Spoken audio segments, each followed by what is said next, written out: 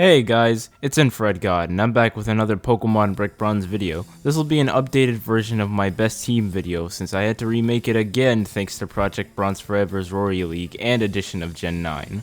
But before I begin, I gotta set the rules for this, along with some disclaimers. 1. This is for the storyline and not PvP, so don't think that this will guarantee you wins in the Coliseum. 2nd, I won't be using TMs that cost BP. I will be using the Move Tutor and Arcade TMs since you can get those for free, but not Coliseum TMs. I'm also not using any legendaries. Now with that said, let's get started. You might be curious if the best starter has changed thanks to the Roria League. Well, it hasn't. The best starter is still Mudkip. Swampert holds up pretty well against Old School Dude and the champion, so it's still the best starter. For Swampert's moveset, you're gonna want Earthquake, which you get at level 51, Scald, which you get from the 3rd gym's TM, Roar, which is a TM that you can find on Route 6, and Toxic, which is a TM you can find on Route 13. Swampert's built for Stall, so we're gonna use it for Stall. The next Pokemon on this team is gonna be Gengar.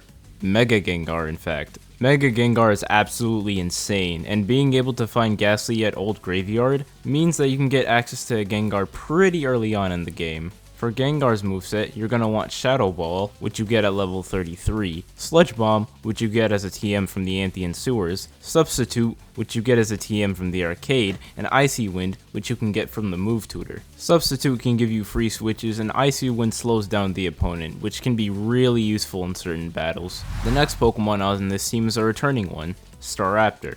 You can find Staravia on Route 8, and you'll want Staraptor's moveset to look like this. Brave Bird, which you get at level 49, Close Combat, which you get on Evolution, U-Turn, which you get from the Tutor, and Fly, which is an HM. You need a Flyer, Stab options, and U-Turn is a way to get good switch-ins in the middle of a turn.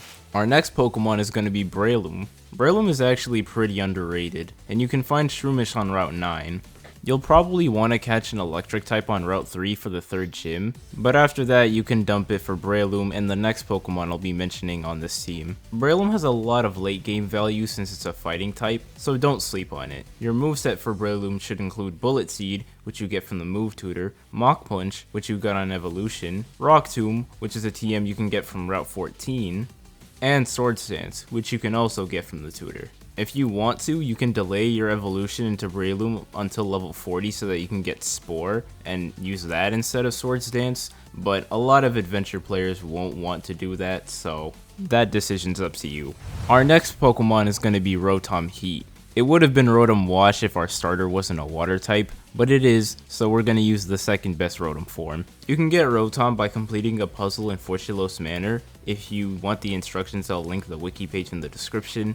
And you can access its heat form by going to Anthean Park's power station and clicking on the oven. As for its moveset, you'll want Overheat, which you'll get once you unlock Rotom Heat at the power station, Volt Switch, Defog, and Will-O-Wisp, or Paint Split, all of which you would get from the Move Tutor. As for our last Pokemon, that would be our test counter, and this team's fairy type is Tinkaton. A lot of you might be scratching your heads because Tinkaton's stats aren't the best, but a Fairy Steel typing is really good, and even if you can't use Tinkaton that effectively for offense, you can use it defensively to switch into a ton of moves. And besides, it'll still stomp any dragons that come its way because it's part Fairy type. As for Tinkaton's moveset, you'll want Gigaton Hammer, which you get on Evolution, Play Rough, which you get at level 35, Knockoff, which you get at level 52, and Stealth Rock, which you can get from the Tutor. You can get Swords Dance from the Tutor instead, but you'll probably already have that on Braylum, so there's really no need for it to be on Tinkaton. And that concludes the best team for Project Bronze Forever's storyline. Thank you for watching. Make sure to leave a like, subscribe, and I'll see you next time. Peace.